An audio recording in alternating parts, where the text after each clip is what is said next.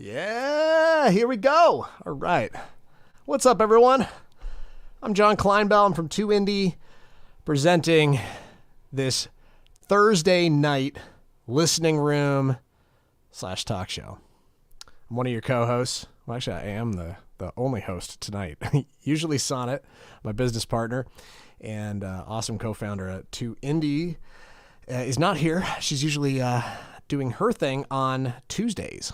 She does her thing on Tuesdays with the listening session. So, and we do that in a slightly different format, but it's great to be here. I'm an indie songwriter and producer in Nashville. I've had dozens and dozens of placements with major brands and networks, written custom songs for artists, actors, and promos. And the whole point of this stream is to help you, give you feedback, give you valuable feedback that you might need on your songs as it pertains to ads, TV, film, etc., etc. And yeah, I'm looking forward to just diving in. And this is an interactive format. Would love to hear what you have to say. There's going to be some listening. We're going to be listening to songs, but we're also going to be going into a little Q&A. I have a guest scheduled for today. It's going to be really fun to chat with him about his success that he's had in licensing. And as well, towards the end of the stream, I'm just finding lately, I don't know about y'all, but I've been finding lately that I've had a hard time keeping up with everything that's good, that stuff that I actually want to dive into, but I just can't find the time to do it in my inbox when it comes to not only singing, but also just the music industry in general. So what I want to try, and I want to see if it's something that entertains y'all, something that informs you, something that adds to your life and your career, is I'm just going to be diving into some cool stuff that has come into my inbox. And, you know, I think this is mostly going to be delivering the content of those emails and just kind of the content that's come in that seems valuable. And I'm sure I'm going to be making some commentary as it goes along. So yeah, it's going to be fun. We're going to see how it works. I think this stream is going to last at least like an hour and a half. We'll see how it goes, though. But I definitely want to dive into some song feedback. I'm going to drop this link right here down at the bottom of the screen. If you'd like to submit your song, it's not too late to do that. You can just go to 2indie.com/listening session, and we will get you in the queue. I think there is some opportunity today to have your song screened live. And yeah, I think without further ado, let me see, we've got a comment here. Hey, what's up, Faketta? How you doing? Faketta, yeah. How's it going? I got you lined up. Your track sounds great, by the way. I just played a little bit of it. I was doing some testing. All right, so we're going to see how this goes. This is a new sound setup for me, so I'm not sure exactly how it's going to go. What's up, Anelda? How you doing? This is great. And this is another cool thing that happens when you comment. You know, you're going to see yourself here on the screen. It's kind of fun how that works. Welcome to the stream. Glad you're here. Glad you're tuning in. We are streaming live to Facebook, Twitter, Twitch, and YouTube. I think I got them all. Looks like I got a couple of viewers at least from YouTube. Welcome to the stream. This is 2 Indies Music Licensing Listening Room. We're going to be listening to songs, giving you feedback. And by the way, I'm so sorry for continuing to say we, because I'm used to doing this with Sonnet. We usually do listening sessions together, but we decided to start doing them this week. We're doing 2 every week, but we're just going to do them separately and see how that goes, see how that adds value and all that stuff. Like I said, I would literally like to just dive in and play some songs. Now, I'm really crossing my fingers and toes. I did a lot of testing with the audio. Hopefully this all works. But the first person that we're going to screen tonight is Kevin Kenny. You're up first, Kevin Kenny. Let's see. And this track is called Engrave My Heart. Let's see how this goes. And if you could please let me know if you can hear the audio. That would be awesome. Oh, and one thing real quick, I'm just going to grab a notepad because I like to take notes. I know, physically take notes. Crazy concept, right? I'll be right back.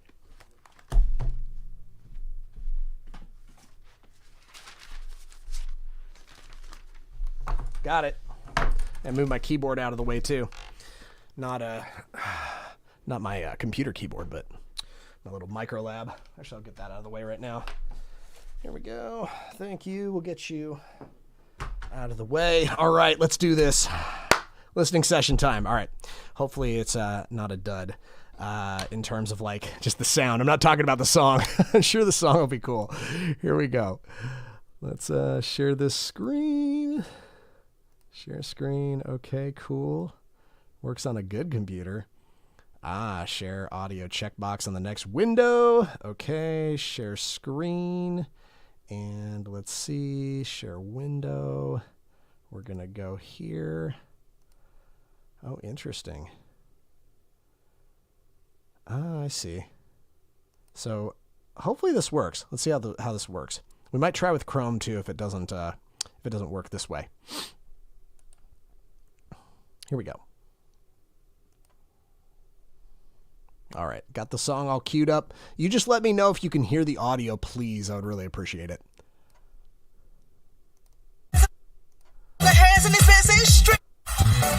Wrong song though. I'm going to be spinning that one later. But this is the song we're going to play now. Let me know if you can hear the audio, please. Thank you.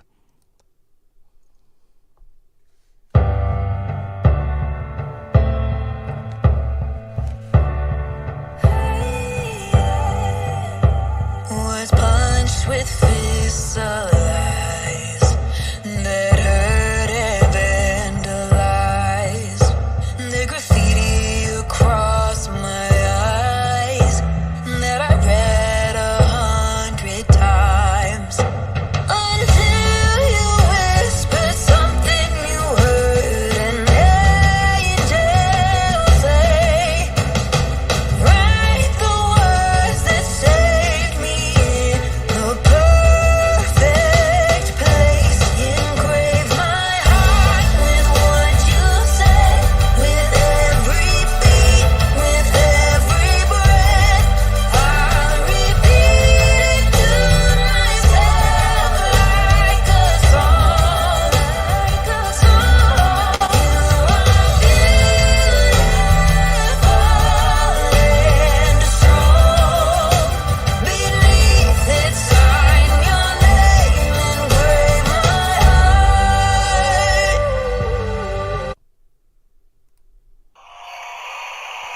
Wow. Yeah, that's great. So what a great way to start the stream. And I'm glad that you all could hear that because I really wanted that to come through to everybody. It sounds good. I thought that this was an emotional track. I feel like it's something that certainly could work for licensing. I think there's ways in which just a couple of pieces of feedback. I love the vocal. I think the vocal is amazing. Great performance. I think the track feels good.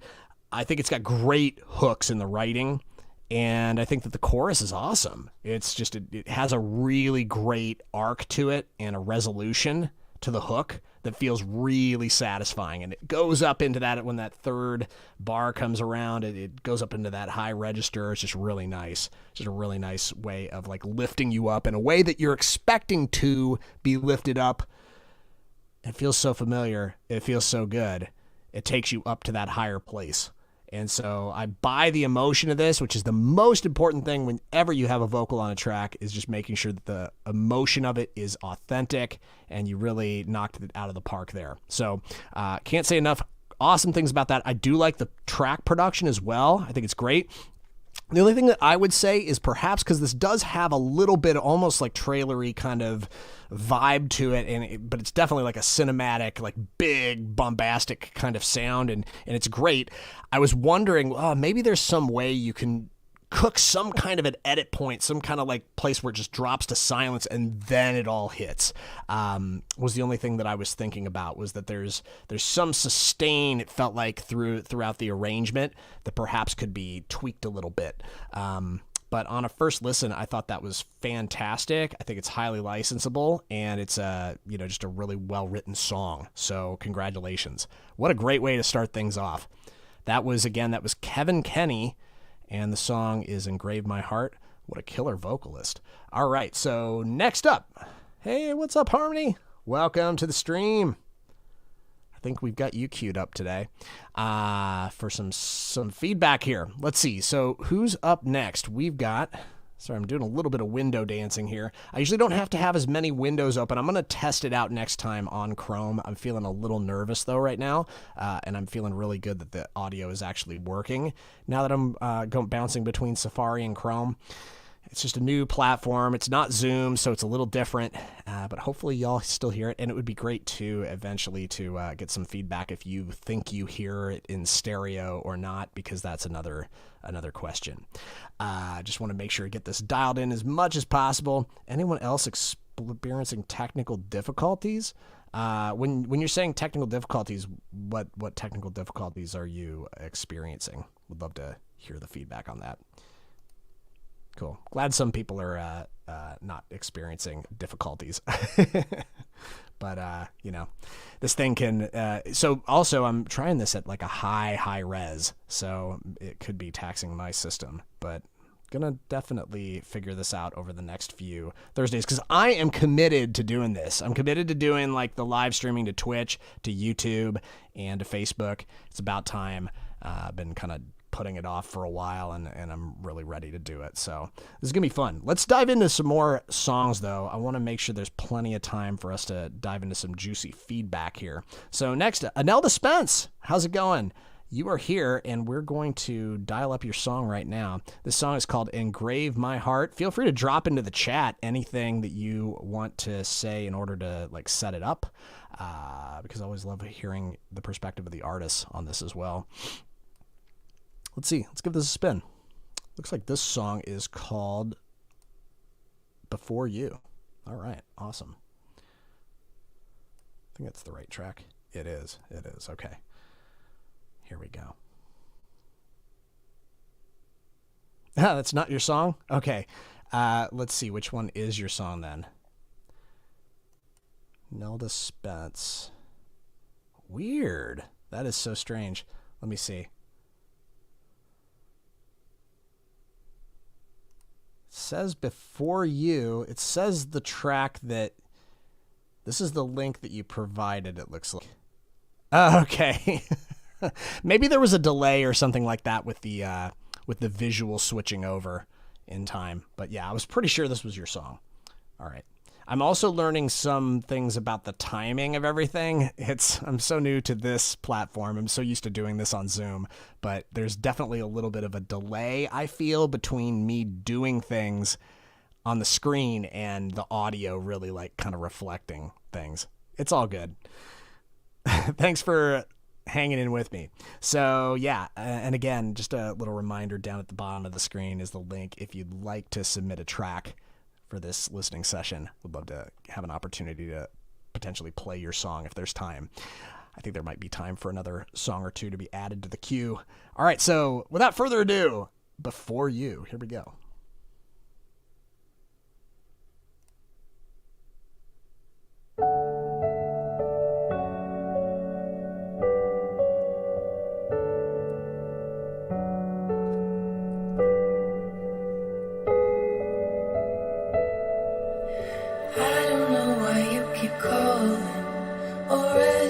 You say you're sorry. No matter what you say, I'll be the fool. I don't wanna be the bad one, telling you from me the love's gone. You try to make me stay in misery with you. Ooh, don't you know I am gone when I'm with you.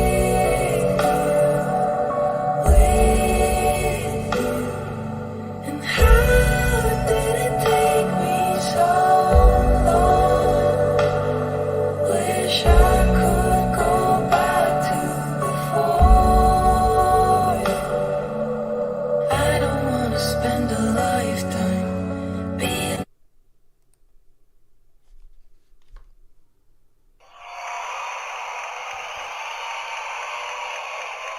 Talk about a song I would just play it all the way through. I'm also, another thing, by the way, with all this, still so new to this in terms of like where the technology is in terms of like, copyright strikes and all that stuff, for anything that's like out there in the public space, content ID stuff, how that's going to affect being able to give feedback on the songs. Hopefully stream doesn't get shut down or anything like that, but I guess y'all let me know if that happens. But this is just a gorgeous song. The song is beautiful, and I feel like this song is, it's so good. It's so good. I don't feel like there's anything I would change about it. I feel like, honestly, and this is not the first song of yours that I've heard. I've been very impressed with your work, and I feel like it's just, start pitching your stuff. This feels very ready for, and very license friendly. And that's really, it's gorgeous. Sounds gorgeous. It has heart. And I think that, it works. It's not too specific. But there's a lot of potential uses for this track. It doesn't necessarily have to be Before You doesn't necessarily have to be a romantic situation either. So I don't know. I just think this is a really pretty song, and I think you did a nice job here. And that's really all I have to say. Sometimes I might have feedback, and this one I really don't. I feel like this one is really, what a great way to start off the listening session. You're making my job very easy today. So thanks for that. Thanks for sharing that. No, I don't think it's too slow, because, the thing is, there's going to be times where this is exactly what they want. It didn't feel, so just for, just so you know how I feel about it, I didn't feel like it was dragging at all. Like, I felt like, actually, if it was faster, I think it would have sped up the vocal and I think the vocal would have felt a little rushed if that was the case. When I'm producing stuff, that's usually the first things that I'm dialing in, is like what key the song is in, and then the very next, most important, it's a very important decision too, and I think a lot of people overlook how important a decision that is, the tempo of a song, just getting it right. And I think, like, anytime you can lean into what makes the vocal feel like it's really in the sweet spot in terms of just the delivery of it and the tempo of it, the pace of the delivery of the top line, and I feel like this is perfectly done. Didn't feel rushed or slow to me. You did an amazing job picking just the right place, I think, for the tempo. Of course, so happy to give you feedback. Yeah. Sorry, I don't have anything to no notes really. Go back and do this. Go back and do that. By the way, nothing that I say is ever intended to be prescriptive in any way. You can take what you get from what I have to say and, do what you like with it. But no matter what I say, there might be some songs where I give a lot of feedback. Whatever you say, if you're discouraged in any kind of way, I would just say, just make more music. That's the whole thing. You're just going to get better and better and better and better. And it's really what Sonnet and I talk about all the time in our group, in our licensing base camp group, and in our masterminds. All right, let's keep going. Harmony, you're up. Harmony, anything you'd like to say in order to set this up? Make sure your BPM is in your metadata. So if a music supervisor searches based on tempo for a scene, your song will pop up. Thanks for the pro tip. That's great. I love it. This is great.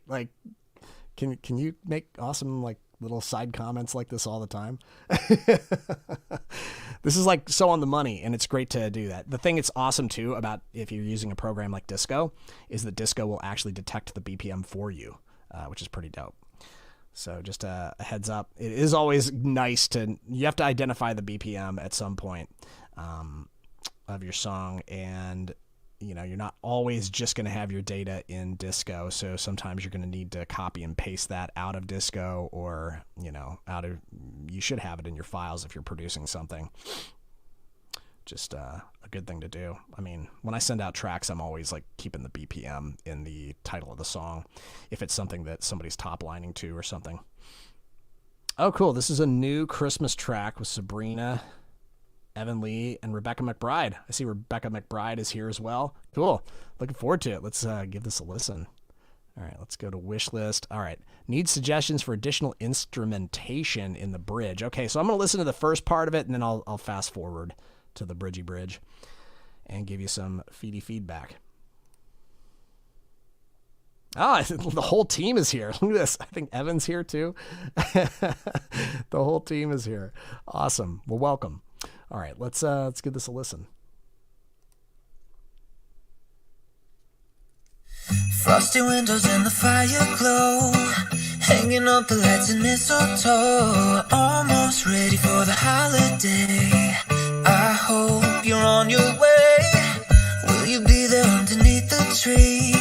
I stay up waiting cause I wanna see. Cross my heart, promise I'll be nice. Got the list, you can check it. Cross my heart, promise I'll be nice. Got the list, you can check it twice.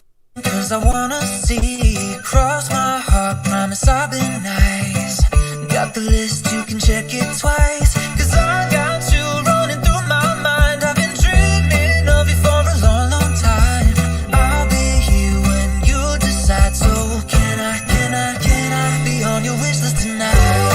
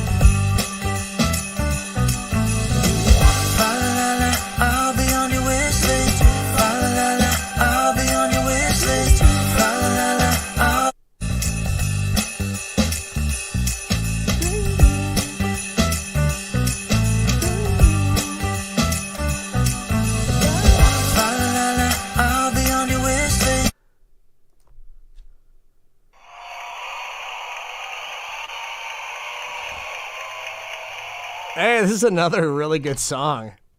This is like, I don't think this has ever happened where it's like just been three really great tracks to start, like back to back to back. I feel like this is so slick. I don't know. Like, I feel like this feels really polished. It absolutely, yeah, this would totally go on my Christmas playlist. I know for sure. I feel a sneeze coming on. Hopefully. Oh no. It's lingering. It's ragweed season in Nashville, and I am new to Nashville, so yeah, it's like at least 4 or 5 times a day. This last couple of weeks has been sneeze fest, so I'm due for a sneeze here any second. And just a heads up, I always sneeze twice. It's just that's like a weird thing. I don't know why. This is great. So that's, I mean, honestly, I could just stop there. This is great. Honestly, I feel like it's sounding radio ready. It's sounding commercial level, but it also has heart, and it also is not too specific. I can't tell you how many times I listen to original Christmas songs where the lyrics are just too specific, or, just some of the lyrics can get a little on the cheese side. When it comes to Christmas songs. And I think those are the two things that I hear a lot. And then the other thing that I don't hear sometimes is indicators that this is a Christmas song.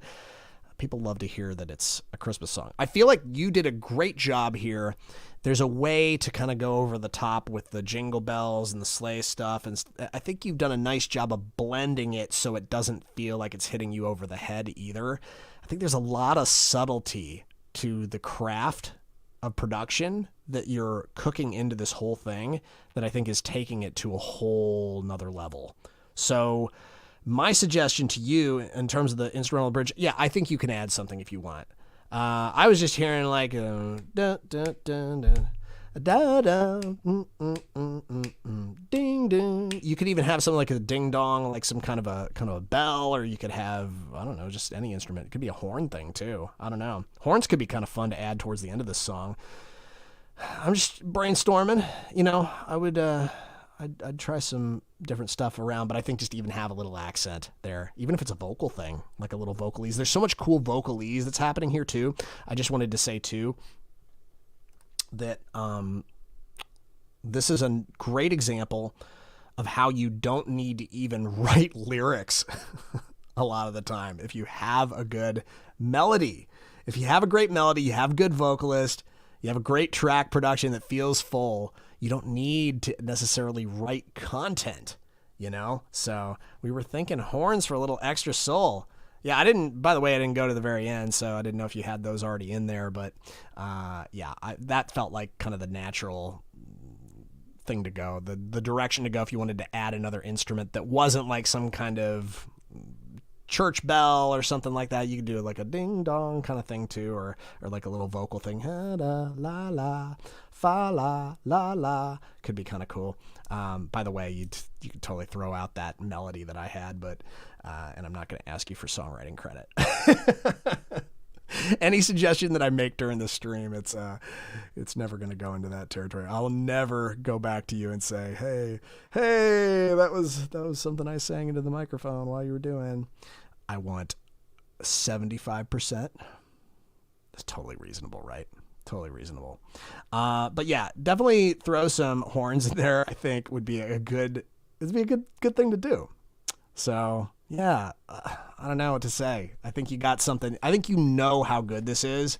So, just finish the job that you started and it's going to be excellent. This is great. Oh yeah, Harmony, are you laughing at my offer? I was serious. That's a steal. 75%. You get a whole 25% to share. Hey, appreciate you. Yeah, well, it's like you've done the work. Like this is like, it's hard to really pull off a slick, and this is also, it's slick. It sounds commercial. It sounds legit. So, and I think I may have heard like a very early version of this song. Am I right, Harmony? Can you tell me if I heard a very early version of this song? I'm not sure, because we've done a lot of listening sessions where we've heard your work, which is consistently good. So keep up the good work. All right. By the way, hi everybody. My name's John Clinebell. I'm co-founder of 2 Indie. My business partner, Sonnet Simmons, and I usually do listening sessions together, but we decided to start doing 2 a week, and we would both host our own. So I've decided to take over the slot where we're going out onto Twitch and YouTube and Twitter and Facebook. We're just like spaghetti throwing at all the walls and seeing where it sticks. And I don't know, just the thing is, we just want to connect with more awesome music makers. That's what we're all about. We're just about creating Sync Family. We're about connecting, helping people connect the dots with where they need to go in the music industry. And that's what our community is all about. So if you want to find out more about what we do, you can go to 2indie.com. It's really easy. And then if you want feedback on your music, you can drop the link is right down at the bottom. It's a little ticker thing down at the bottom. All right, without further ado, let's dive into some more music here. All right, so this is Elliot Garfius. Okay. Cool. Elliot, how you doing? Talk about somebody who can make some bangers. Featuring Justin West. All right, looking forward to this. Anything you want to set up with this, Elliot? If you're here, I think I see you here. Feel free to drop it in the chat. Otherwise, I'm just going to give this a play. Let's see if we can make this 4 in a row.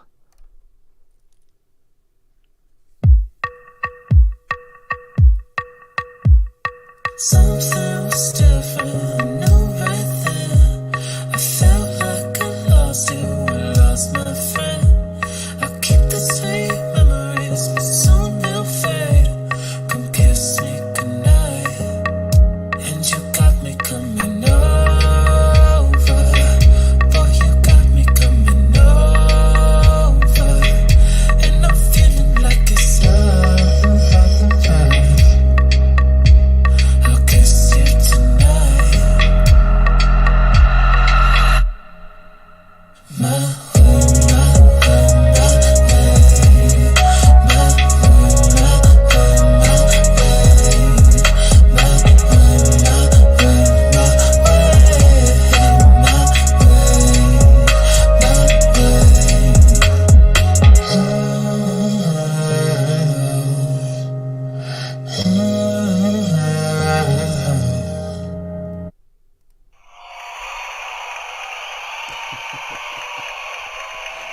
You did it, chat.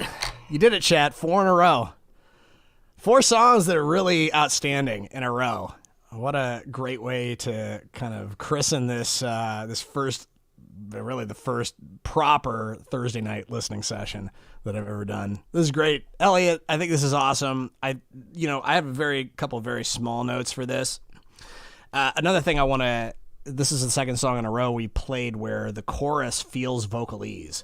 So even though the song is My Way, it's an emotion, it could work in a lot of different situations because it's got this sultry, sexy thing to it, but it's not super specific. So it could work for a lot of different possible scenes. I don't really think this is so much an ad track, but you never know. Sometimes it's like with food. Like I see sometimes with food, it's like they go like kind of the sexy angle with the food sometimes. Yeah, Elliot, this is great. So good, Chad. Hey, Chad, great track. Great track, Chad.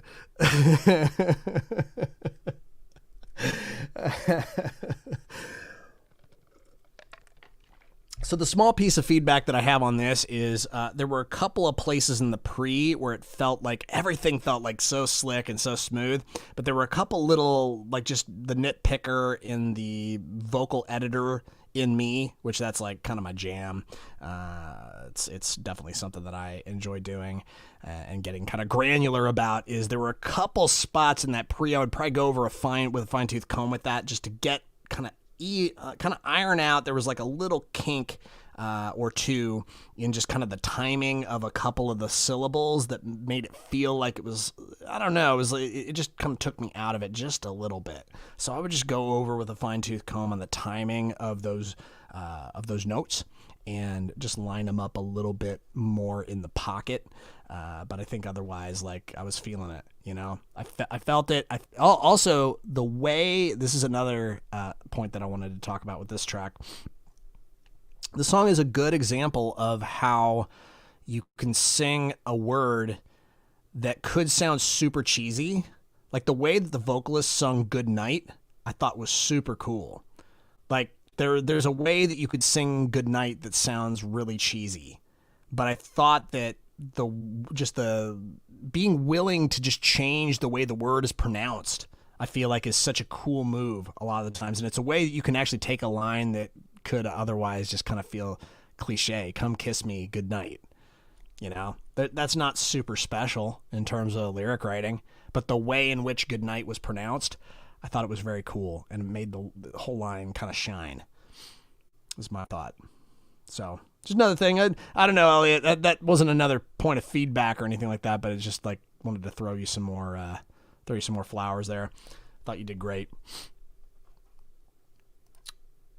Well, like I say with everything, just, if you feel like changing anything, do it.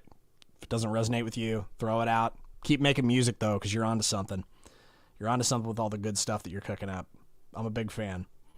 Welcome, everybody. Let's see. I think we're going to do listening for another, maybe 12 minutes or so. So I think we got time to get through maybe 2 or 3 more songs. And then we're going to be bringing in a guest. I don't know if I'm going to do this every single week, but I thought it would be fun to bring in some guests from time to time on this Thursday night listening session / talk show. I haven't decided exactly what to call this night. I think we'll see how it shapes in the weeks to come. But yeah, going to try that. And then just to move things a little bit forward after I do a little talk with him, and we'll obviously, if there's time, have some time for Q&A. And the thing that's awesome about this guy is he has been crushing it lately on licensing. And he's just like, I think he's had like over 50 placements in the last like 6 months to a year.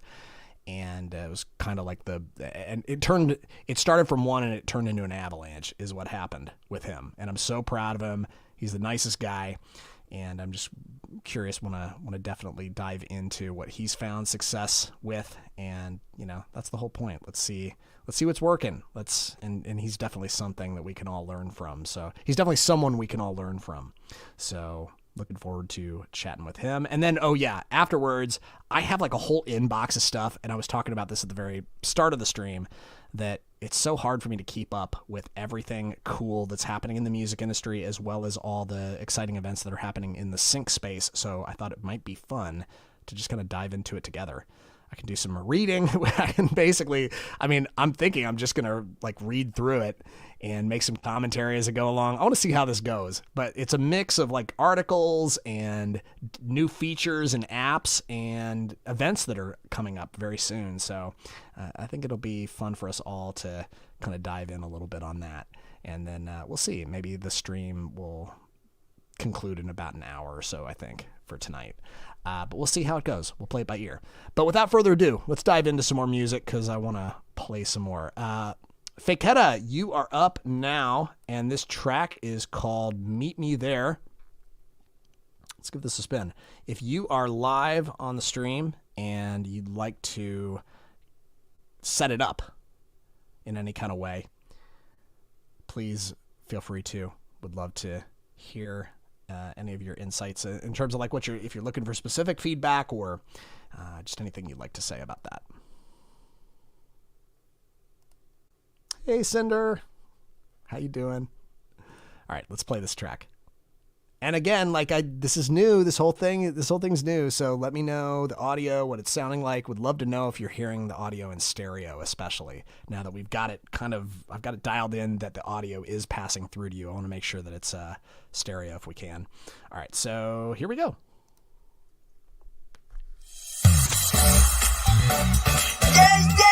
Yeah.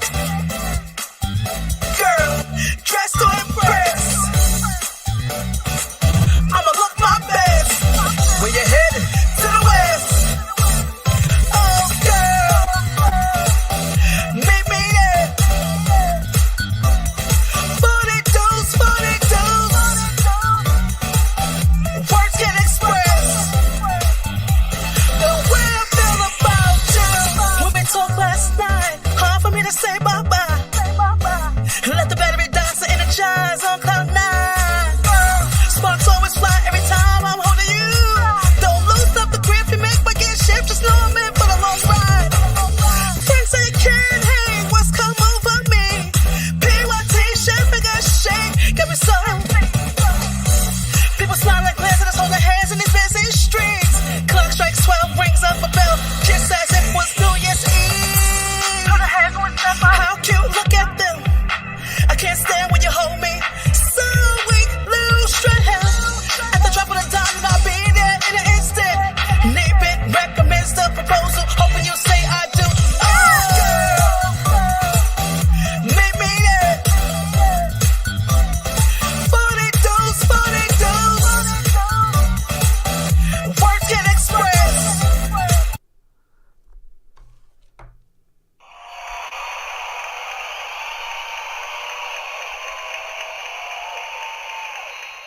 Hey, that was fun. I was getting down. That was great. Ah, yeah. You're missing the party, Cinder.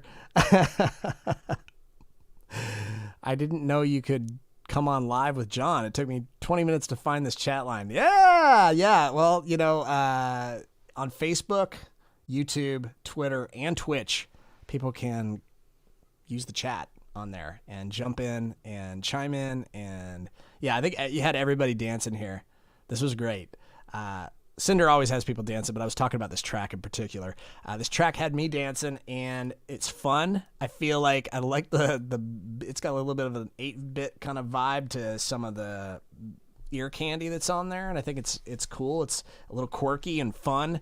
And I think that the emotions there with the vocal, the one thing, and I love the vocal. I think for me anyways, as like a vocal engineer and a vocal coach, as I'm producing stuff, just my professional opinion is this is like 95% there. My thoughts on this, I was wondering, and maybe you can answer this for me in the chat.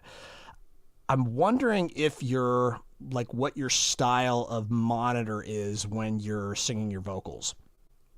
Because it just feels to me in a couple places you're holding back. I'd be really curious to know what your setup is and like how you're monitoring yourself and everything like that, because it feels like to me you're just holding back like maybe 5%, and it could be because like you don't want to like peek out your headphones or something like that. It just kind of feels like there's that little extra 5% that kind of needs to punch up out of the mix and give it like the energy that to match like the vibrance of the track. And that was what I was thinking, because that's at least with the vocalists that I've worked with, and I've worked with quite a few, that can happen sometimes. So I'm curious. Let me see in the chat. By the way, I have this window open. I haven't been able to see what people have been commenting on. Everybody's been loving the track. Yeah, so appreciate you. But yeah, if you have any feedback on that, I'd be curious to know what your, do you tend to monitor kind of hot?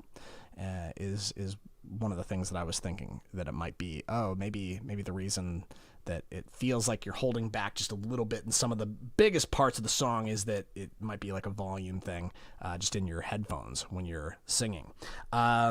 There was, let's see, yeah, so that was the one point that I had, and then there was I think there's a vocal that was like, there were a couple little things in terms of the tuning that I was like, oh, that's probably like, I would probably just go over it again with and I say this a lot, is just like going over it with a fine-tooth comb. I think one of the things that really sets the professional tracks apart from amateur tracks is that they take the time and attention to really get the little details just right. So tuning can be a little tricky sometimes. So I think there are a couple of places in here. I think there was one lyric that was like Cloud 9 or something like that, where I felt like the tuning was a little, just a hair iffy on that. So I think just dialing that in a little bit. Monitoring too hot or too low is something I'm guilty of way too often, Anelda. Yeah, that's honestly, it was something I had to learn, actually. I don't have time to go into it because it's like a 10 or 15 minute. It's a very interesting story, but it's like a 10 or 15 minute story. It's a journey of this microphone that I bought and how I learned to use it properly. And perhaps I will go into it in a future stream, but I can see Joey's here. Awesome. Well, Joey, I'm going to bring you on here shortly, and welcome to the stream. Joey Plunkett is my guest for tonight, and oh yeah, actually I believe it could have been that. Interesting. Well, yeah, see if it too low or too loud. Too low is usually not the issue. It's usually if it's too hot, then you kind of hold back a little bit sometimes. Not you personally. Like I don't know. Like you probably give it your all in the booth. But it's like, for me, it's like it's like a psychological thing that I learned over time. It's like, oh, I was monitoring myself way too hot because I thought I needed to hear every little thing. And again, I don't want to go into a 15-minute conversation. It's an interesting one, but I want to make sure we get through to some more feedback. And I think we'll do one more song. I see you there, Joey. Can you hear me, by the way? I see your screen. Okay, cool. I'm going to leave you not in the studio yet. I'm going to let you into the studio once I'm done giving feedback on one more song. Is that cool? Awesome. So we're going to be bringing in Joey Plunkett. He's an amazing independent producer, songwriter, and he's just been crushing it lately. And it's going to be so fun to just hang and chat. How does that compare with gain staging? Well, it's kind of a totally different thing. Gain staging that's more like the level at which you record. So that doesn't really have to do with like how you hear yourself in your headphones. But it's related to vocals, because if you record yourself too hot, if you record yourself hot and it sounds just fucking amazing. If it sounds amazing and you record yourself hot, it's not a big deal. But it just gives you less room to. It can cause some issues. It can definitely cause some issues in the mix process because some of the things you might like to do to the vocal, it makes it a lot harder to do it if you record it too hot. Plus, if you record too hot, sometimes there can be distortion that's not pleasing to the ears. Sometimes distortion's good. All right, so I am going to play one more track. We've got one more here. Queued up. Actually, we don't have it queued up, but I will get it going here right now. Let's see who is up. Oh, awesome. Yeah, and that's awesome that we've got like 3 more tracks in the queue. Unfortunately, we probably won't have time to get to everybody, but this is a rolling list. Sonnet's going to be giving feedback on Tuesdays on her stream, and I'm going to be giving feedback on Thursdays, so we'll just pick up where we left off next week in terms of feedback. All right, so I am going to play Rachel McGoy's track, You Make Me Better, and let's give this a spin. Let's see. Let me pull this open. And how's everybody doing, by the way? It's Thursday. Hard to believe it's September already. One of the things that's been amazing about it, though, is that we have actually had some really great weather today in Nashville. It was literally 20 degrees cooler today. It actually felt like there's some kind of shift happening right now, which is awesome. Because I was out there hiking. I do like a 6 or 7 mile hike every day, or at least I'm trying to make that a habit. And I was just dogging it out there yesterday. It was like 99 degrees out. Oh my God. Hey, Cinder wants you to know that she bought grapes. I don't know if you saw that, but all right, let's play this track, Rachel. And if there's anything, if you're in the stream and you want to give me anything to set it up, just let me know. All right, here we go. Let's play this.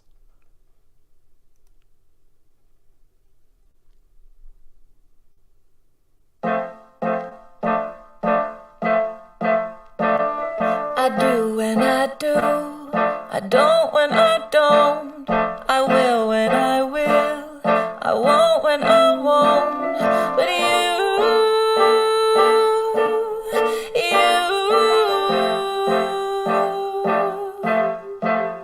you make me better than I ever was. I dream when I dream, awake when I wake, bend when I bend, I break when I break, but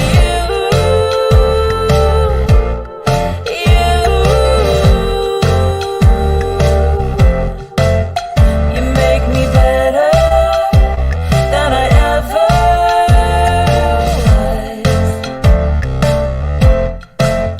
You make me better than I ever was. Life is fine.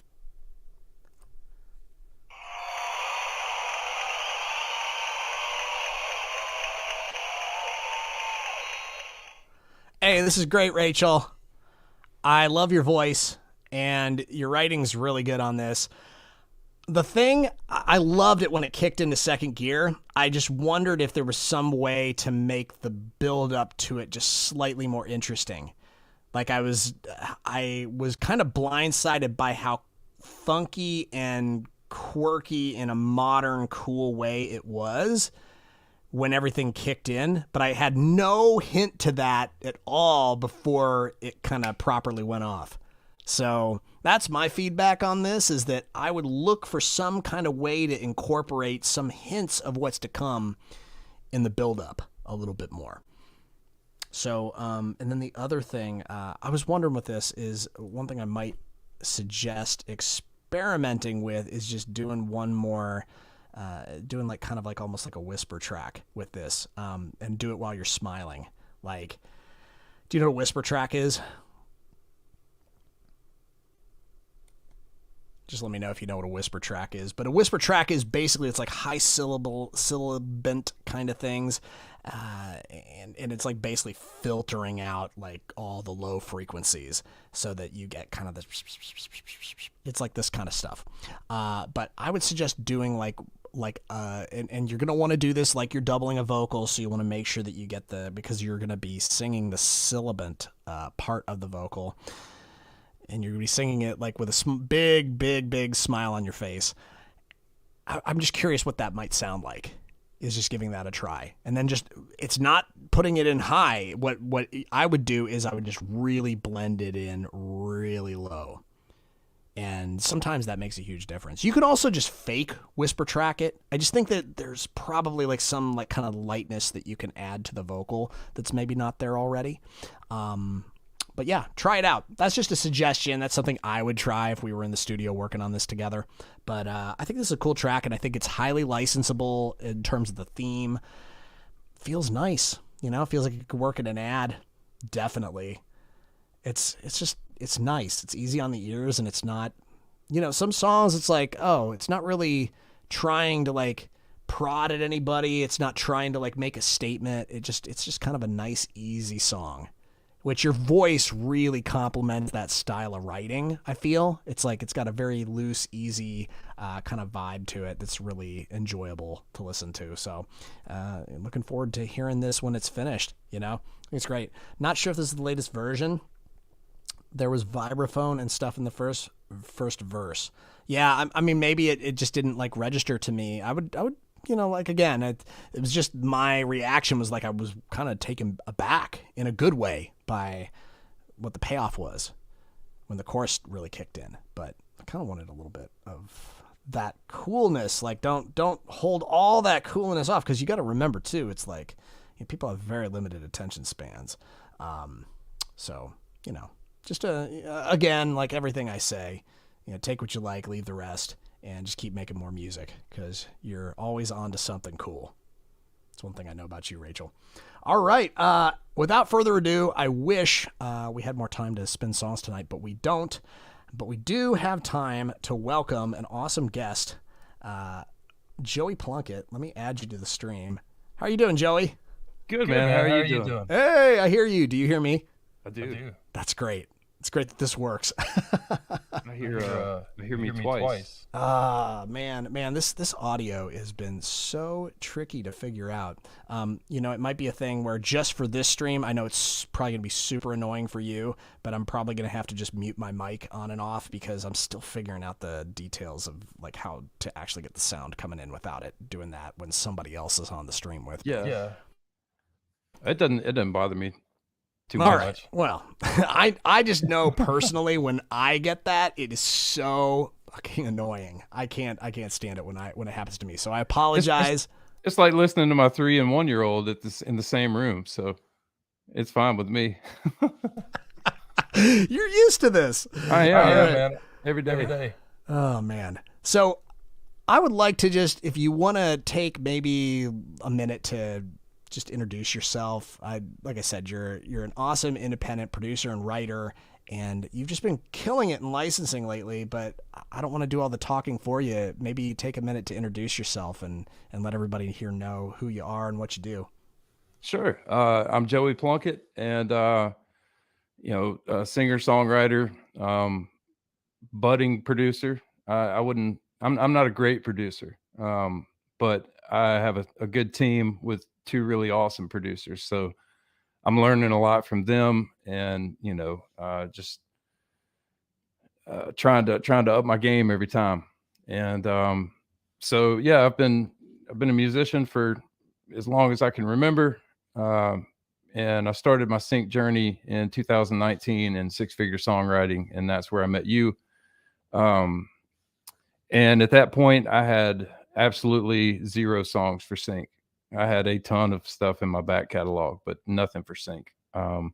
So that was a really humbling and informative period of my life. And so, yeah, right now, what I've been doing mostly is custom tracks for several shows on Disney Plus and Nat Geo. And I've been doing that a good bit for since last May is when I first started doing that. So, but yeah, I work here from home, work remotely with everybody I work with. And just trying to be a full-time dad and have a coffee shop up in Nebraska that I kind of run remotely. So, life is busy, but life is good. Sorry, just making some notes here. Well, first, why don't we address the whole situation of, well, how did you go from being a songwriter to having so many songs in a music production library? Basically how that started is right after I got out of 6-figure songwriting. I really didn't know too many people that I could get briefs from. So I was thirsty for briefs and to see what people were actually looking for. So I signed up for Taxi, and I kind of used that as a way to start working on a sync catalog and start submitting to briefs and get really comfortable with rejection and critical feedback, and really trying to use every opportunity to try to hit the mark with whatever I was pitching for. Um, so I did that for a solid year. I mean, I submitted so many songs. I probably spent as much money on submissions as I did for the entire, subscription to Taxi. But I got a lot of forwards, and then people started contacting me and saying, "Hey, I like this track. Do you do anything else like that, or what else do you do?" So I would send out tracks, and they would say, "Well, that's cool." So uh, one of those was a production company, or actually a publisher called Figure and Groove, and they were like, "Hey, do you have any experience working on like instrumentals for TV shows?" And I was like, "Not really, but I'm very eager to learn, and I would appreciate the opportunity." So he was like, "Send me 5 songs that are in the same vein as, the one that got forwarded to me." So I did, and he was like, "Hey man, I love these tracks. Look, we got a show coming up. Would you be interested in writing some stuff for it?" And then he kind of laid out the deal for me. So I talked to my guys, and we were like, "Yeah, let's do it. Why not?" The worst they can say is no. So we started out with 4 songs. They wanted 4 songs, so we did those. They got accepted, approved by the network, and he comes back the next week and says, "Hey man, I need 6 more in these genres. Can you do that?" "Yeah, you bet." Did those, and it just kept going and kept going. So now we're over 100 songs in, and the things that we worked on last year are actually starting to air this year. So I'm starting to see all the placements this year are stuff that I've done that I did last year. Um, so it's been a really good experience, trying to really hit the mark with the writing and the production for these shows, because I'd never seen any of these shows before I started writing for them. Man, that's awesome. So, for anybody who's unfamiliar, can you maybe, like, what's the process? Like, how did you find out that your songs were used on these shows? Well, for this stuff, I actually had to watch the shows at first, and then I got sent cue sheets from the publisher, and he's like, "Here's everything that you've been on and all the cue sheets for it." Because I really didn't know how cue sheets worked. I didn't know what that process was, when they showed up in your PRO, when you started getting paid on the back end. I had no idea, so that was a really big learning curve for me. And I had to ask a bunch of dumb questions. And uh, he was very gracious in answering those and being patient with me. And so, yeah, I watched the first show we were ever on was a show called Critter Fixers. And it's about 2 like country veterinarians in Georgia. And so we're doing like a bunch of like folk and Americana type tracks and some Southern comedic stuff. And so I watched it and I took notes, and I was like, "Oh, there's my song." So I would write down the song. I would write down what time it was, so I could keep track. And then when he sent me the cue sheets, I was like, "Oh, we've been on these other 2 shows too. And here's, 11 more placements that I didn't even know about.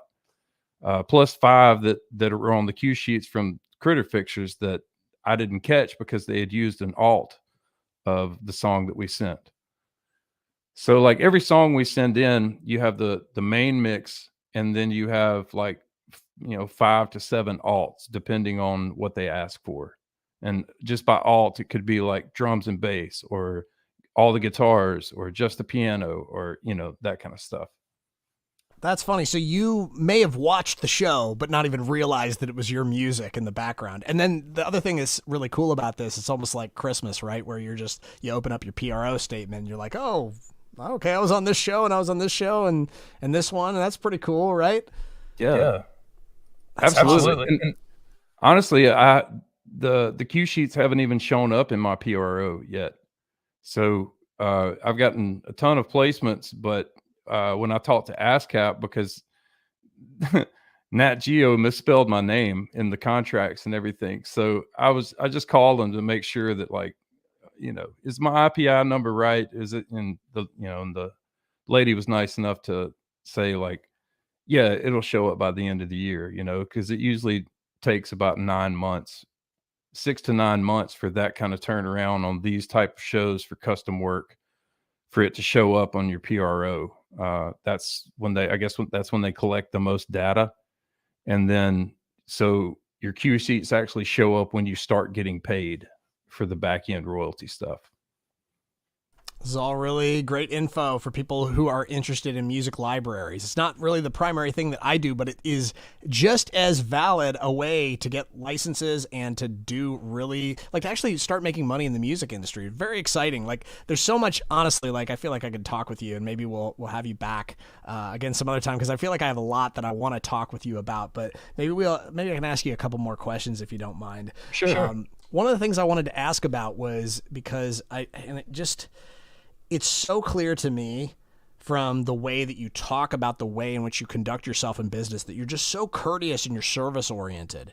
And I feel like that is, like, really one of the keys to success, just not only in the music industry, but any industry.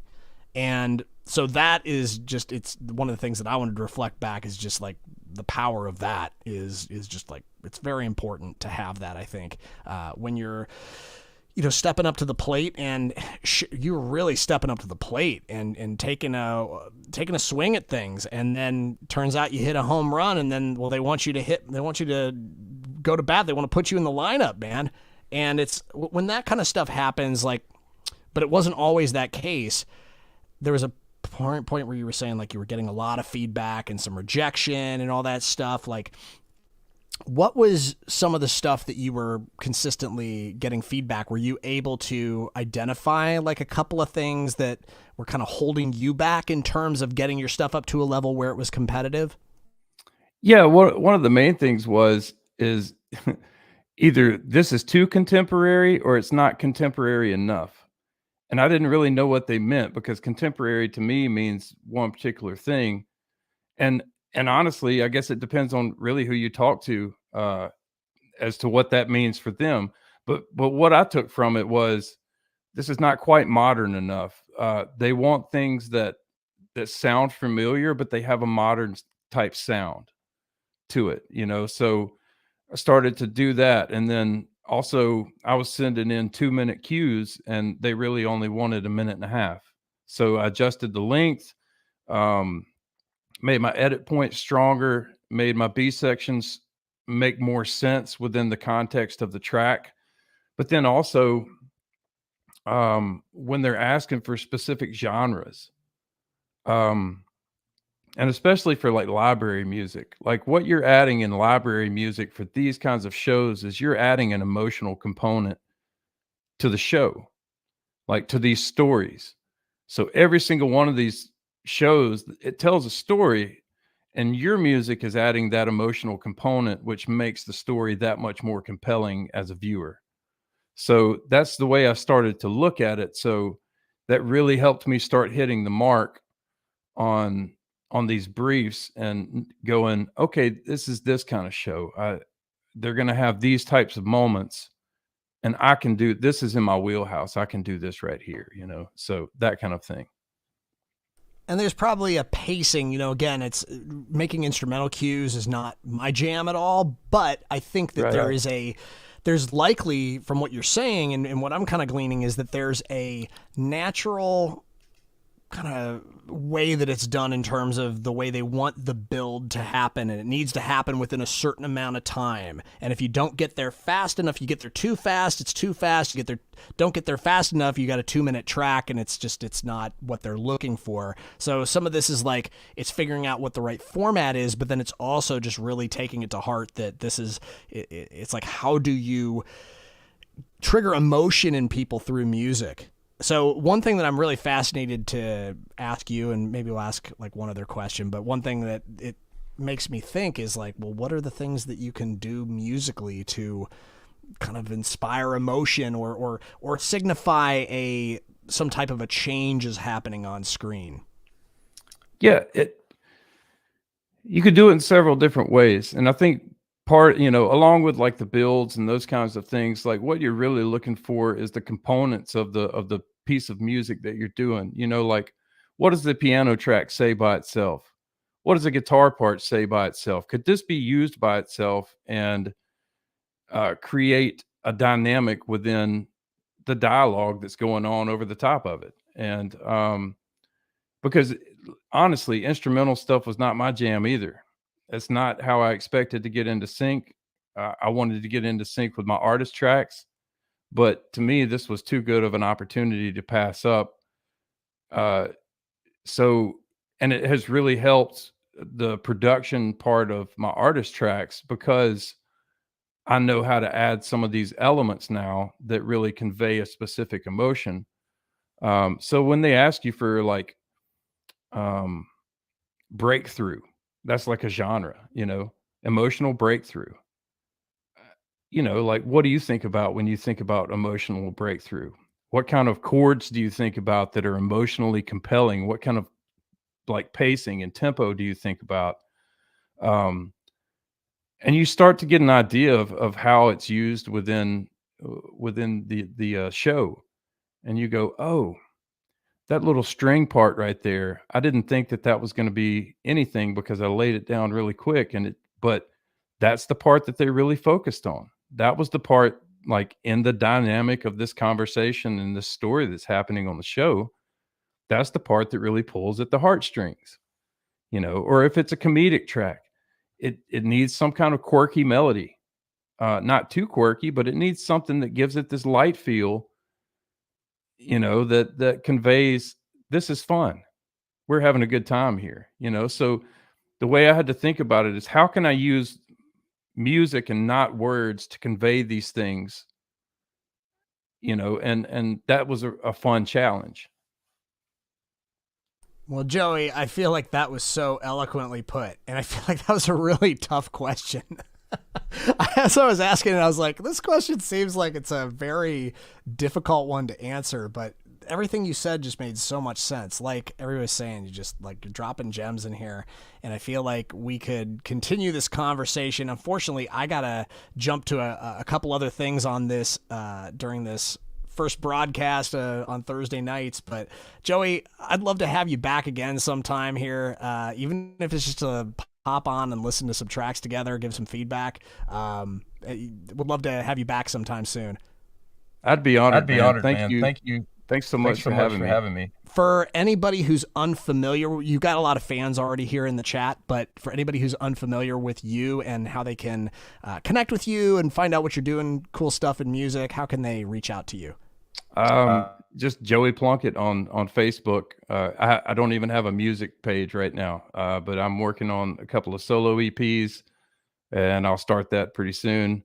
On Instagram, it's at Pontius Plunkett, kind of like Pontius Pilate, but Pontius Plunkett. So, but yeah, just feel free to reach out if you got any questions. I'm always glad to help any way that I can. And I'm no expert, and I'm learning, but I love to learn with other people. So. Well, this is great. Thanks again so much for joining the stream, and talk to you again sometime soon, my friend. Thanks man. Have a great night. You too. Have a good one. Awesome. That was so fun. Yeah, so this is something I'd really like to do on a weekly basis, is bring people who have found success in licensing. And also, I think it'd be great also to talk to people who are learning about the process of how to get to that place that they want to get to with their songwriting, with their production, with their look and feel, their branding. That component of it is so important more and more nowadays, all the time. When it comes to, is this a real artist? Is this something that brings, is this a artist that brings capital in some way, cool factor in some way, to bring that together with the brand, bring it together with the show, so it's a win-win. And music supervisors, agencies, they're all on the lookout for people that are not just making music, but people that are really just putting music out there and really just like putting their own stamp on things that feels genuine and authentic and unique to them. So we definitely want to dive into all that stuff as well with all the awesome people in our community, as well as all of you out there, all of you independent artists, songwriters, producers. Definitely want to hear from you in terms of any questions that come up. Feel free to hit us up. We have an email address. It's way@2indie.com. You can always send us an email, and we love hearing from independent artists, producers, and songwriters that are trying to figure out, like, well, how do I get my music into television, films, ads, etc. Happy to help put you on the path that helps you out. So feel free to reach out. Again, you can go to 2indie.com for information about what we do. And when I say we, me and Sonnet Simmons, she's the co-founder of 2indie, and we have some wonderful communities that we love so much. It's just such a pleasure to kind of just to host this community. But one thing, switch gears again. I'm going to get better at this, by the way. So this is the first time I've ever done this format before. I'm sure I'm going to figure out like the way to talk about like the different sections of this, and we're going to see how this goes. We'll see if it's a hit or not. If y'all find it valuable. I think there's slightly selfish reasons I have for trying this out, because I don't know about y'all, but I really find that I have a hard time keeping up with all of the industry news, all the stuff that's sync related, all the stuff that's music industry related. That's why I think it'd be fun to go through together some of the cool stuff that's popped into my inbox in the last couple of weeks. We're going to be talking about, we'll see how much we can get through in like 20 or 25 minutes, but we're talking about like events, cool events that are coming up that could be valuable if you're a independent artist, songwriter, or producer looking to license your music.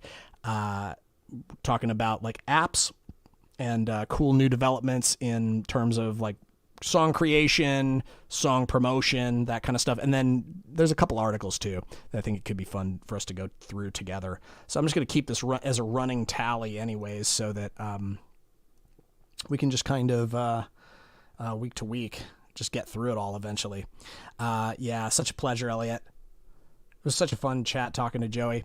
All right, so why don't we just jump in here? So first news I want to share, and I'm just going to start sharing some news here. The first thing that I'd love to talk about is, and I'm just trying to pull open the email that I got from Crucial. Here we go. So Crucial Music is, and I'm going to pull this open here on the screen.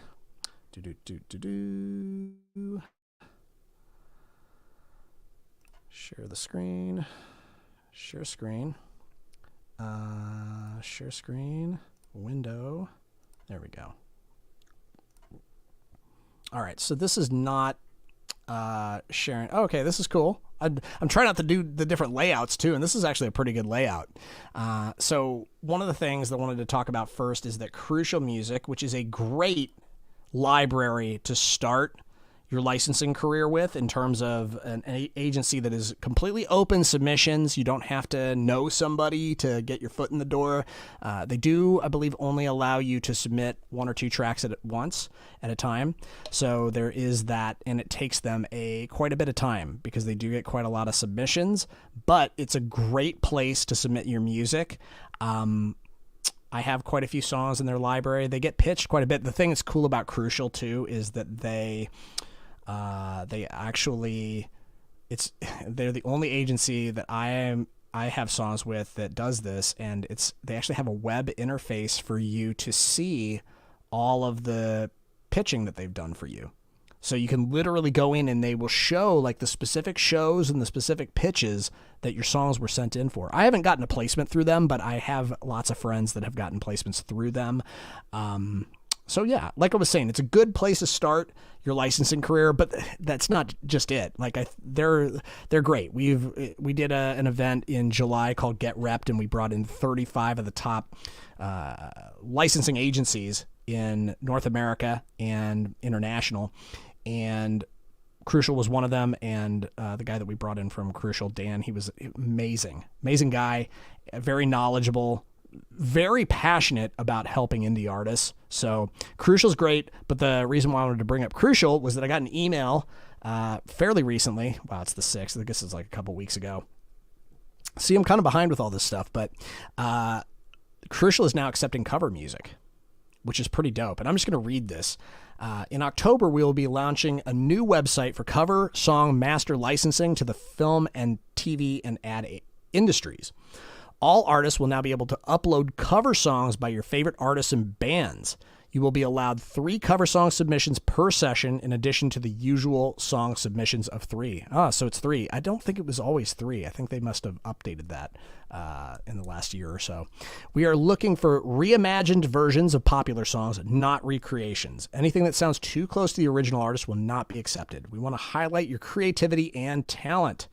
So, and then it spells out the terms and all that stuff. But what does this mean? So this means that before you couldn't submit covers to them. And I would say, like, finding agencies that will actively pitch covers is tough, because a lot of times, and this is just, some of this is me theorizing because I have spent quite a bit of time thinking about this subject, but I think part of the reason why is that because there's outside factors involved in clearance, and a lot of times people don't do the research to find out what songs are actually allowing songs to be licensed to picture. Because remember, when you cover a song and you give it to an agency, it's not one stop.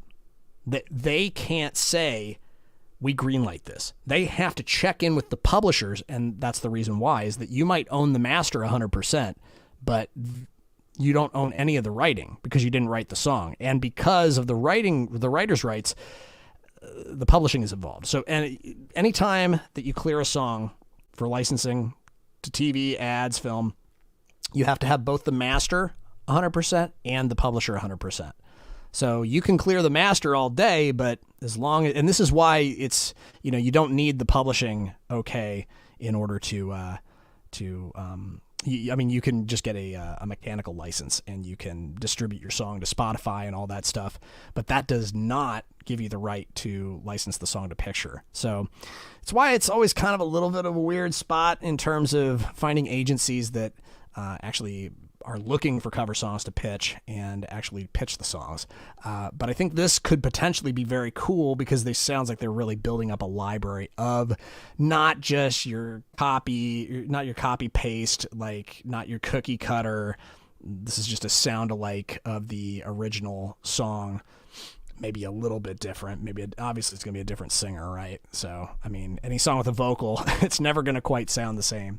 And a lot of the songs that people would want to cover are going to be sung by phenomenal vocalists. So, but, it's sometimes great to do covers, and people should just creatively do them anyways. But I think there is application and licensing. I've never actually gotten a cover licensed, but I haven't also spent a ton of resources on covers because of the things that I talked about earlier. I also made the decision of like covering obscure covers, which when I first started out with producing and really started going down the rabbit hole of licensing, which maybe in hindsight wasn't the best move, because usually when they want to cover, it's because they want that instant recognition. That's what they're looking for. Oh, that's awesome, Harmony. Harmony, let's see, let's pull this up. I got a song signed with Crucial because of 2Indie. That's great. Yay! All right. Yeah, so we love, with what we do with our programs and in our community, we love like helping to connect independent artists with the agencies that have the ears of the music supervisors and the ad agencies and so on and so forth, so that, can help connect the dots with people who it's their job to pitch your music. And that's what Crucial does, and they're good at it. So congratulations there, Harmony. Hopefully it as with anything, we don't know how these things work, but when it comes to licensing, it's like, you're on to something when you're getting rep deals, because that means that there's an active interest from people where it's their job. Their job depends on them being able to license stuff to film and television. So agencies are not charities. So if an agency loves what you do, it's a really good sign. All right, so let's see what's next up on news. News you can use. Let's see. I am going to pause the share screen. How do I do that? Stop screen. There we go. just because I don't want to show my entire inbox as I'm going through. Okay, shoot, I could have given Joey I had a couple notes in my email about him, but that was so fun to talk with him.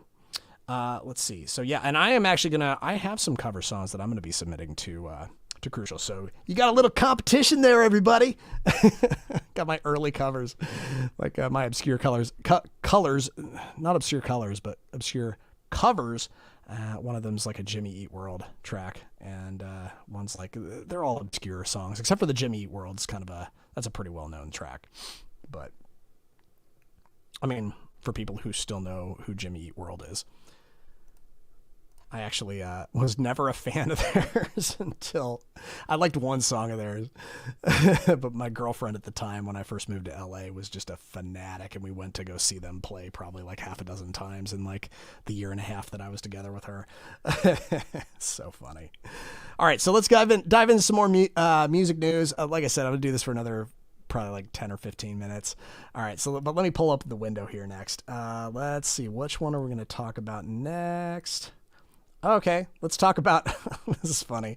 This is a topic that I am not qualified to talk about. I'm not qualified to talk about, but I'm going to share about it anyways because it's interesting.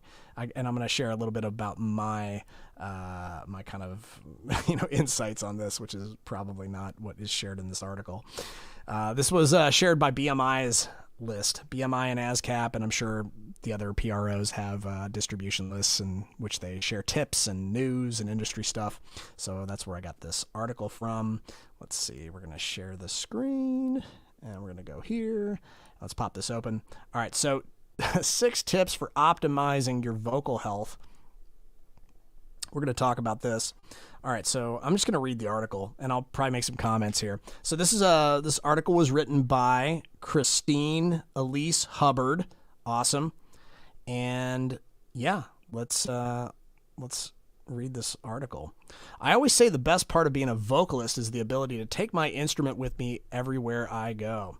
But the downside of your instrument being part of your body is that your health is everything. A drummer with bad allergies can still play a show, and a guitarist with the flu can still complete their session work from home if needed. But a singer? Well, those two challenges will have you down for the count and sometimes unable to use your voice at all. So here are 6 tips for maintaining optimal vocal health. All right, well, let's jump in here.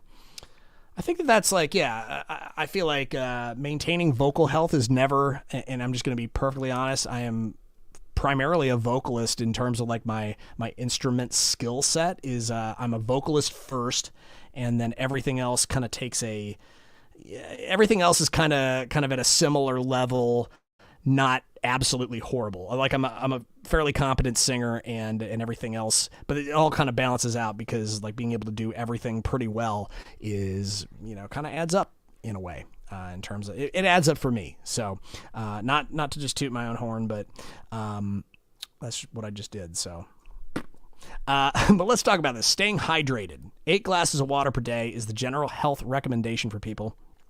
But as a singer, you should really strive for 10 to 12. Your vocal cords are useless if dry, and dehydration is bad for anyone.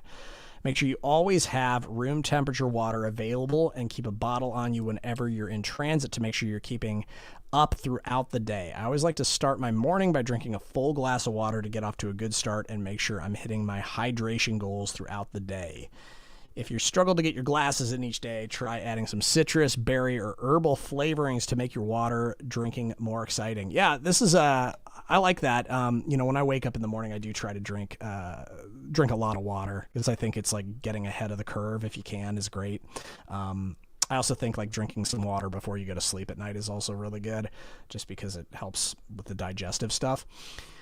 And so you don't wake up with like a totally dry mouth. But also, yeah, there's one called, there's an herb that's called, it's from what am I trying to say? Just the whole thing with adding things to water to make it more exciting. There's actually a Chinese herb, and the company's called Dragon Herbs, and it's called Golden Voice. I love this stuff. Like, and I'm not an affiliate. I'm not going to drop a link, but this stuff's great. You just take a couple of capsules, break them open, and then usually it's like, I don't know about the whole like room temperature water is optimal. Yes. But you know, I've always liked stuff kind of on the cool side. So, I would say that like all these things they talk about, like, oh, you got to do this, you got to do that, got to do that, got to do that. It's like yes and no. It's like at the end of the day, you just got to sing the vocal. You got to get the performance, and you know sometimes these things will help give you the little edge. But I don't think that like you know any one of these things is going to be the thing that's oh shoot I drank a sip of cold water now my whole take is fucked. It's never like that. So, but I think it's like yeah, I think this is good stuff to keep in mind. But yeah, Dragon Herbs, Golden Voice. It's great. It tastes like kind of like it's a little licoricey. It's a little minty. It's delicious. It's really good as iced tea. And so I'll like actually make a whole like kind of thermos of it and just kind of sip it throughout the day. And I do that along with like just lemon water. Lemon water is definitely one of my jams. But I don't usually drink lemon water when I sing. I will say that like putting like the citrus, I think for me it's like the citrus can be a little funky with your voice. Never skip your warm-ups. I will say like I've never done warm-ups in my entire life, and I've had my songs have been heard by millions of people.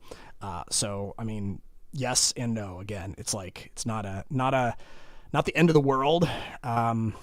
Sometimes you just jump in, and sometimes you get warm just doing the takes. Like for me, that's how I get warm. Is like the first couple of takes are usually garbage, but that's okay. Like you know, I'd rather do that than, and I don't really know the crazy funny noises that people make when they. It's so funny in the studio sometimes. With the vocalists that I've worked with, and it's like I'm trying as hard as I can not to laugh just at the ridiculous noises they're making. I can't even like replicate it because I don't really remember it. It's not like the car alarm where you're like dee-ner, doo, doo, but it's kind of similar to that. Like all the vocal warm-ups are like it's like the same kind of it's a predictable series of different things that they do, but I've never done them. Maybe I should try them. You've got to stretch and relax those muscles in a methodical fashion to help reduce the risk of injury, loosening everything up, and remove excess mucus so you can sing clearly. I do think the mucus thing is something that obviously you don't want yourself to sound like you're just absolutely stuffed up. So one of the things I definitely do before I sing is I blow my nose. Yeah, I don't really practice though. I don't warm up before I sing vocals. Usually just I do it while I'm singing the song. Usually takes me a couple of takes to even hit my sweet spot with that anyways. So but you know, I think whether you're doing it while the tape's rolling or not is not a big deal. Yeah. Never ever. Also, here's one thing to keep in mind. You're wasting, to me, by the way, it's like I'm finding out that I'm just like making a lot of commentary on this, but it's like, I think one of the things is like sometimes there have been times where I've used stuff from the first couple of takes. So that effort is effort that I could have been spending doing warm-up exercises. Instead, I was applying it directly to singing the song, and I ended up with like stuff that was valuable and that I needed. So, you know, sometimes that's the case. Usually those first couple of takes are garbage though. Yeah, use a humidifier. When you sleep overnight and ahead of any singing time, a humidifier is an essential tool every artist should have at their disposal to add moisture to the air and prevent vocal cords from drying out. Yeah. I mean, I think this is nice. It's interesting. I don't know if this is actually something that helps. I'm being a total skeptic with this. I think I'm just here to say it's like, oh, you know, that's cool, but I don't know if you need it. Have your under the weather remedies armed and ready. I do think this is where I've actually definitely when I've been a little stuffed up, even when I don't have a cold or a sore throat, I've definitely taken like those really intense like menthol cough drops because they just like totally nuke your face with cold and like really clear out your channels. I've definitely used that before. It's kind of like a, you know, that's one of my secret tricks for when like I'm feeling a little stuffy or just, you know, sometimes your nasal passages get a little clogged up. I usually don't sing when I have a sore throat. It's awful. But I mean, a couple times I've had to do it, just power through, you know. Honey does work. Honey's good. Actually, honey, I will say that honey is if you can drink some honey tea, like some decaf honey tea while you're doing your vocals, that can be really like good. You don't even need to be sick to do that. Like, I think honey is definitely like a great thing to be sipping on while you're tracking your vocals. Caffeinated beverages. Let's go through this. All right, we're already like, I got like another 5 minutes here. Let's see. Limit caffeine and alcohol intake. I mean, here's the thing. I agree with everything that's being said here, but I also think that this is like, at the end of the day, it just matters what it sounds like. That's, at the end of the day, the only thing that's important. Caffeinated beverages do dehydrate the body. Alcohol does as well. But I would say that if the caffeine puts you in a super alert state, which sometimes you need to be in order to coordinate your muscles in a way that it's like studying for a test. You need to be nimble. You need to be like alert. And for some, I mean, caffeine is a stimulant. You know, sometimes it's going to be in a way like you're juicing up for the session, you know, so it might be something that you need. And I don't think that I've never noticed and I have actually drank coffee while I've done vocals sessions, and you know, it is drying, but I also like have a glass of water, and sometimes I need the coffee. I never really drank too much while I'm singing vocals. That doesn't really seem to help. Although, like, if it was the right kind of track, I totally would crack a couple beers open and sing it. It's all about like setting the mood and getting in the right mood for singing the track. So whatever you're drinking, I feel like that's, you know, part of setting the mood for it, whether you're dehydrated or not. It really just matters what it sounds like. Listen to your body. I always agree with that.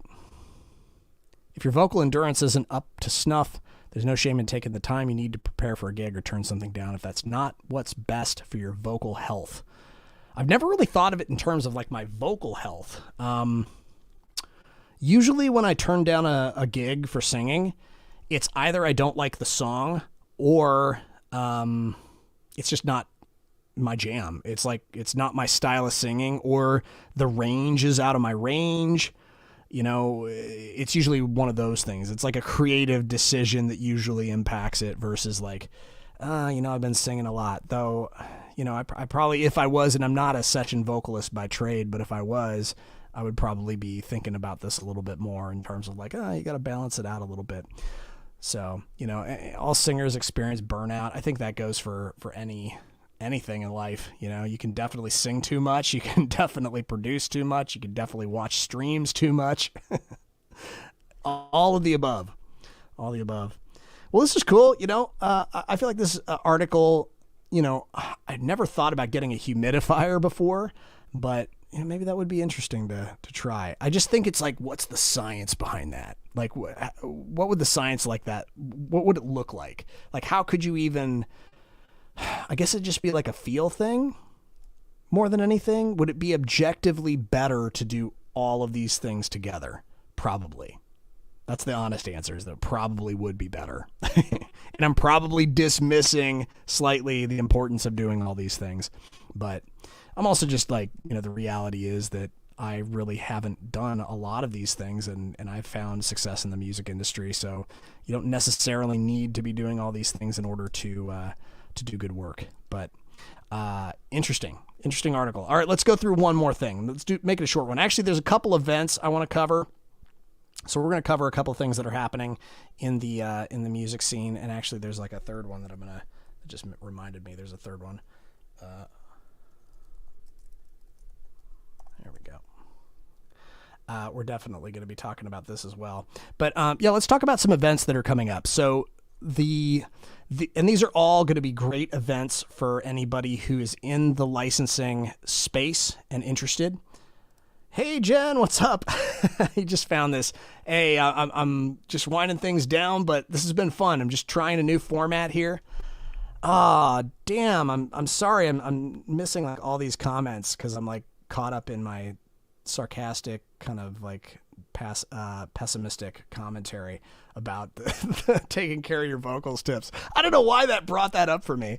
But anyways, let's see. Last tip, you got one pack of cigarettes to get that bluesy, raspy Black Keys vocals. Actually, you know what? And this is a true story.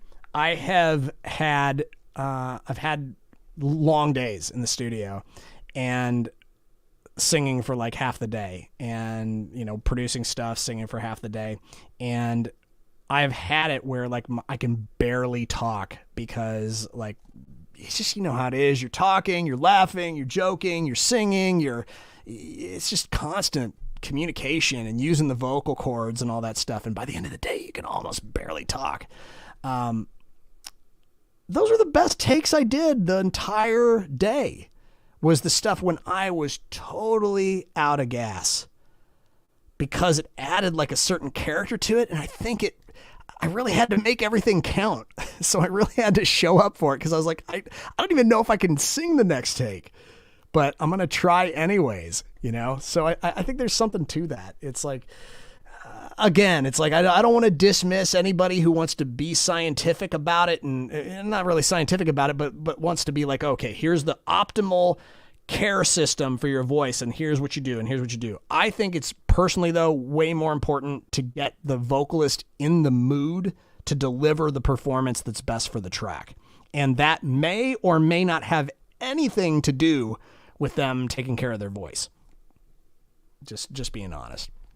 I think it's like, and I'm not advocating somebody like, here, take all these cough drops, or like I want you to scream until your throat's sore and then we'll do the takes. Like, I'm not saying that, but I am saying that, like, it's just, it's all about the mood. It's all about the vocalist is really the most important thing in a vocal track. So getting that voice right, whether they're taking care of their voice or not, it's, a couple shots and they're good to go. I mean, if that's honestly, some people, they have nerves. And this is another point. It's like, so I think that my kind of like my slight rolling the eyes at this article that seems well written and has some like good points to make, I think yes, but also it's like sometimes you need those couple of shots to take the nerves off. Some singers, they get like stage fright in front of the mic. And, if it takes them having a couple drinks to relax and get them like chilling the fuck out and being able to deliver the performance, that's what you need. That's what you need. And it doesn't matter if it dries out the vocal cords. You're not going to get anywhere if the vocalist isn't in the mood. So, or is just like, too in their head about things or has anxiety. Anyways, this is a really interesting subject, I think. So anyways, interesting to talk about. But I do want to talk about all of these events that are happening, and I've got like 3 minutes to do it. So we're going to just go for it. Here we go. So I'm going to share some events with you. So first thing to know is, and these are all going to be very valuable for people who are in licensing to attend. The first one is in Los Angeles. It's an in-person and virtual event. So if you're in the LA area, definitely, if you can attend in person, it'd be really great for you to do it, is to go to the Guild of Music Supervisors State of Music and Media Conference Series. There's a bunch of workshops here that are going to be happening. It's in person. There's opportunities for mentorship, it appears. And these are mentoring sessions for aspiring music supervisors. So for anybody out there who wants to become a music supervisor, there are some mentoring sessions for you, potentially. So there's going to be live musical performances, educational panels, networking, which is the most important thing. The networking. Go for the networking.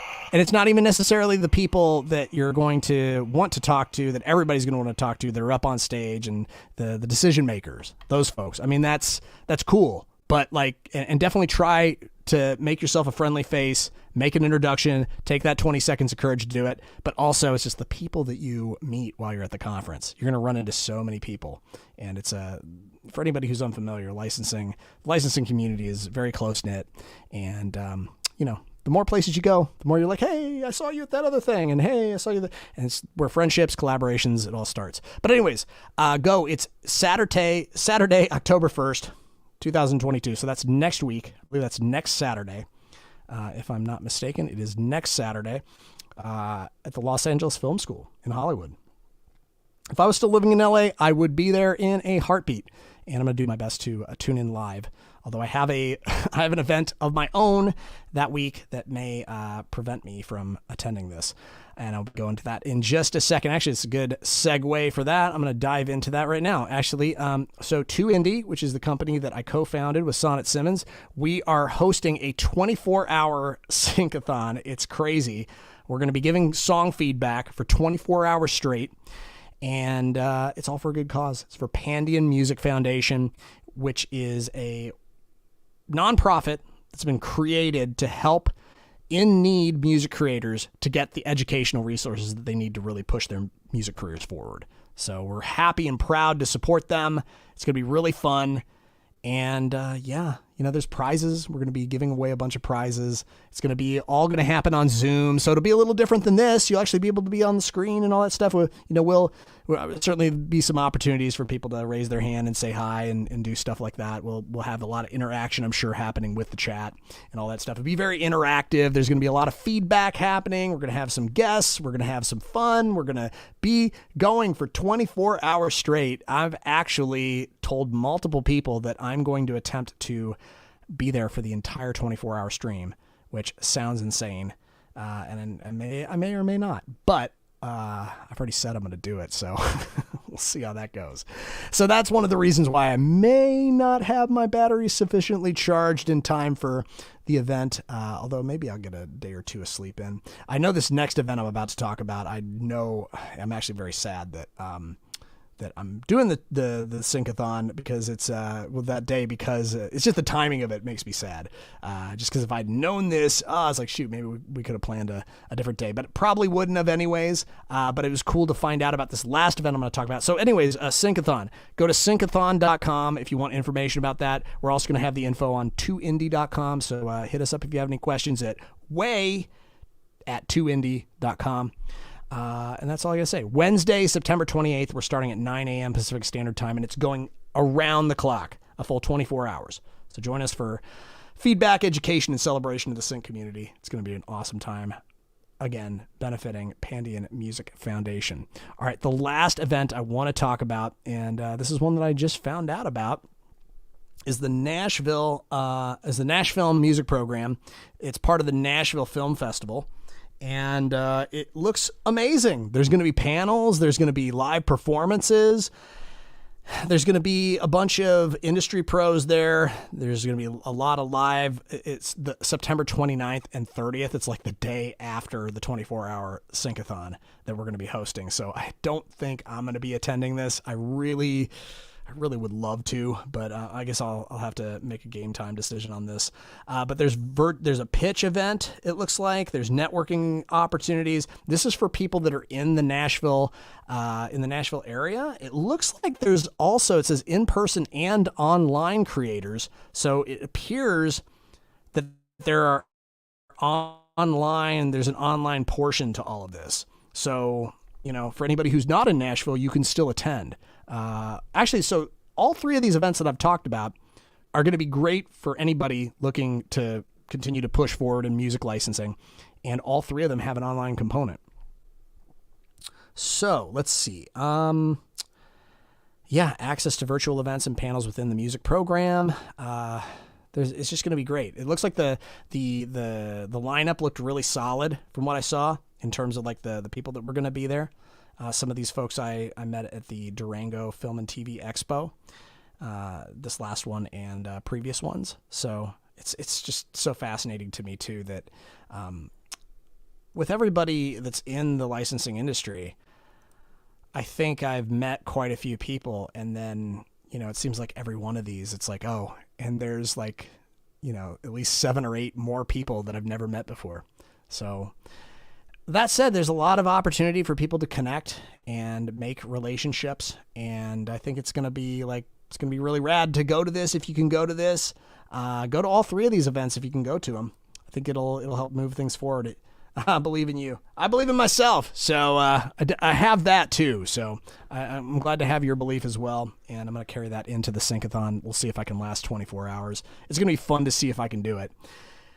I do not think that my feedback those last few hours is going to be highly valuable, but Who knows? Maybe it'll be like I talked about earlier, where it's like, when you don't have anything left in the tank, you got to really show up.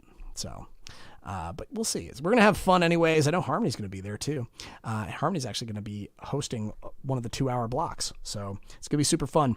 We have a lot of people from our 2 Indie community are going to be contributing, and it's going to be super fun. So I think I've said that I've said it's going to be fun like 3 times. So that means it has to be fun, right?